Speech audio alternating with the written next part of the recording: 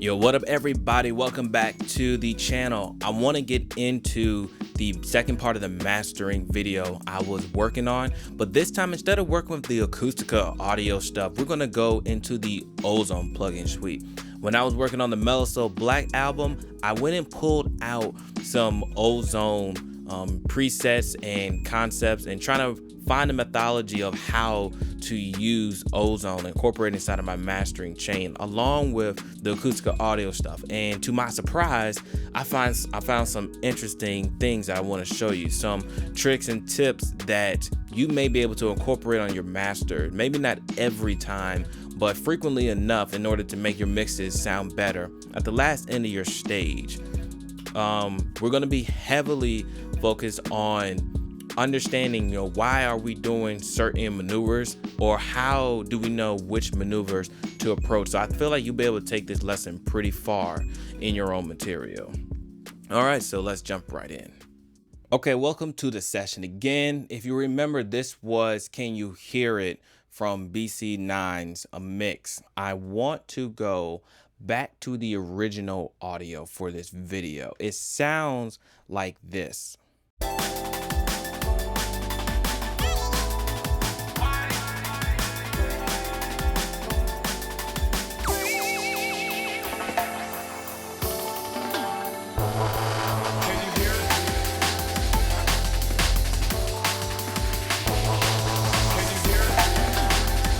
Now, what happens when I turn on this Ozone suite?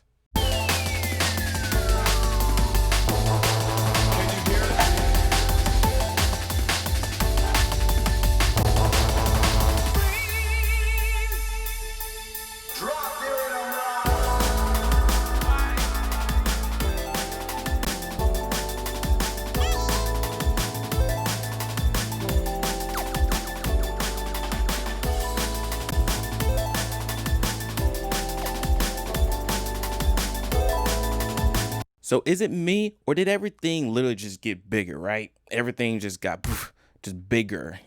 So what I'm doing here is three things. That's it.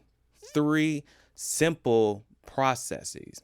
But I'm going to start this from scratch. The first thing I pulled up was a equalizer. The whole concept to me in mastering starts off with number one, what is wrong? So we're going to listen to this. I'm going to tell you what I think is wrong.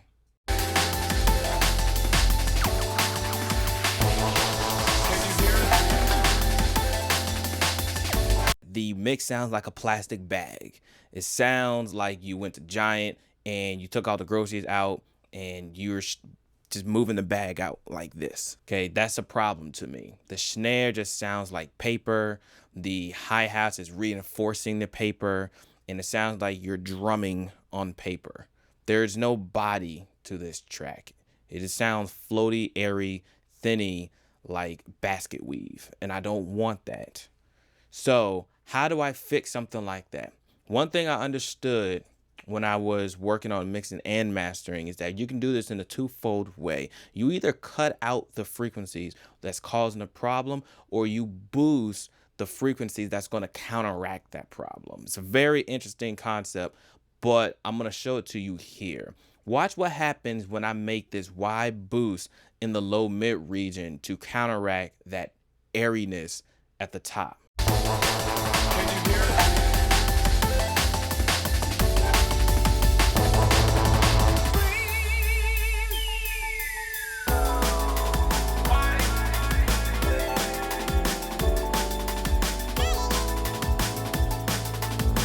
So you see what happens when your ear cannot focus no more on just the paper because other frequencies are competing for that dominant range. So what we're going to do is figure out what are we going to increase in order to get the result that we want.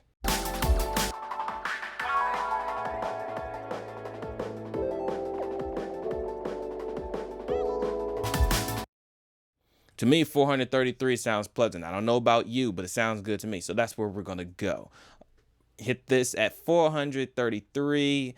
And what I'm going to listen for, how much I'm going to boost, is to me when it feels good. I'm not worried about technical reasoning. I'm not worried about gain. Just make it feel good.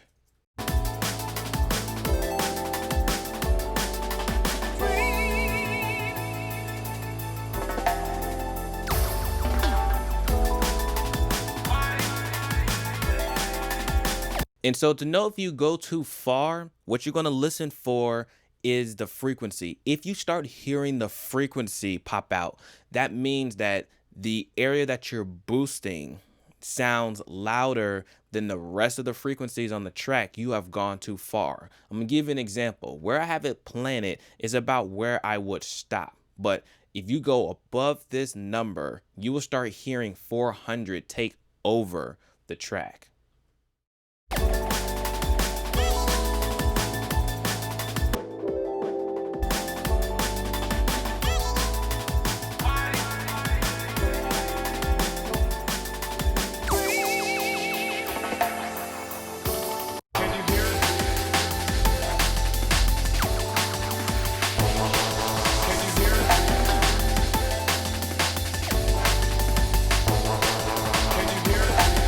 So right there is a really good ballpark for this value. So we're going to leave it there. Now our ears are concentrating on this low mid frequency, but we need to take care of that snare, that paper thin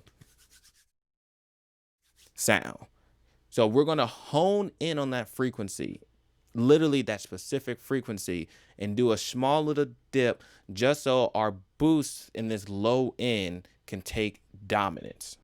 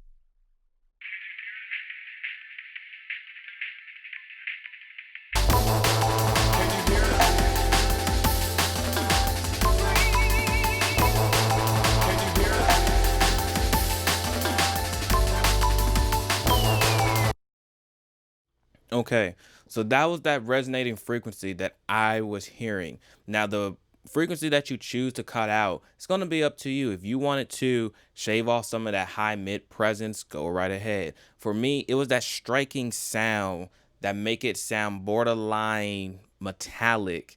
I wanted to ease up on that frequency. And notice that these gain changes are only about a dB worth, dB to a dB and a half. And this is the difference.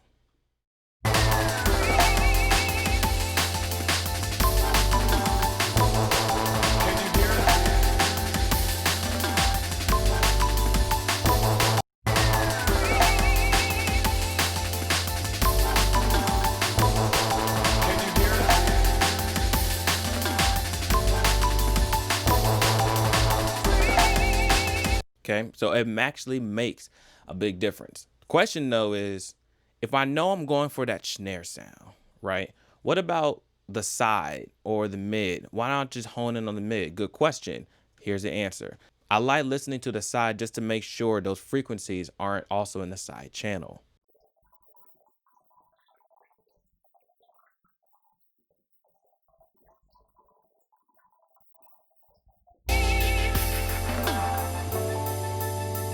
So two things come to mind. We may just have this boost happen in the side channel, and this can happen in the mid channel. But for the sake of this video, I'm going to keep it stereo and affect both. The last thing I want to cover here is boosting the low end, because in order to counteract that papery feeling throughout the track, we need some bottom. And if you hear the kick can practically just go away. We might as well just remove it from the track. To me, that's how non-existent this kick is. It could be my hip hop nature, but alas, I digress. Can you hear it? Can you hear it? Can you hear it? Can you hear it?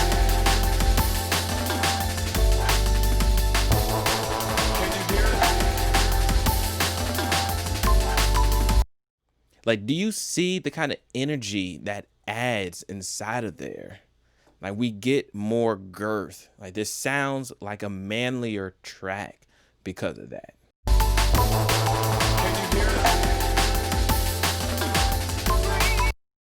However, something like this, I only want in the mid channel.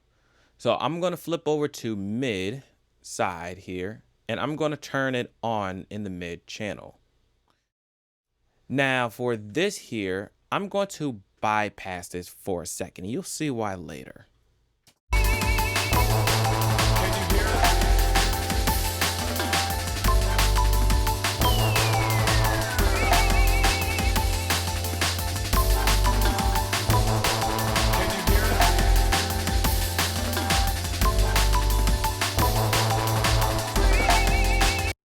So you see in that middle, it puts that kick and bass front and center instead of somewhere in the back of this track. So what I turned off this bell frequency for is I'm gonna put this in the side and see what happens.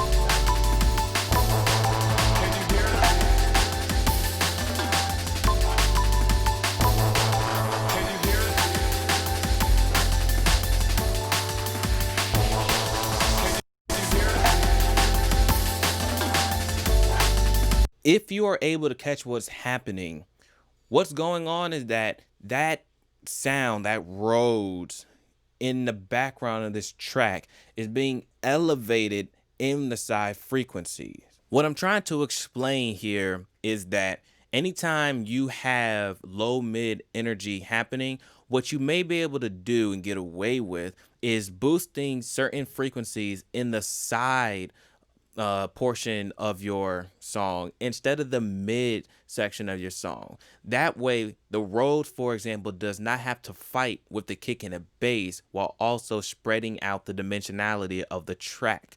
Let me show you this. Watch what happens when I take this band in the side here and boost it.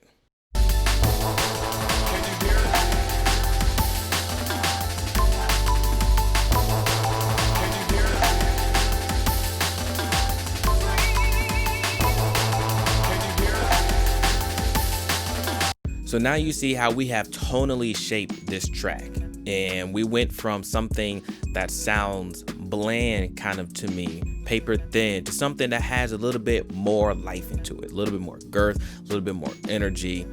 I don't really like saying body because every mixing engineer likes to use that word. So we're going to say girth. Now, after this process, we move into the exciter. The exciter is not something that you're going to use all the time, but when it's good, it's handy and it's necessary. Maybe not necessary, but it's welcoming. So stay tuned for that next video. Deuces, people.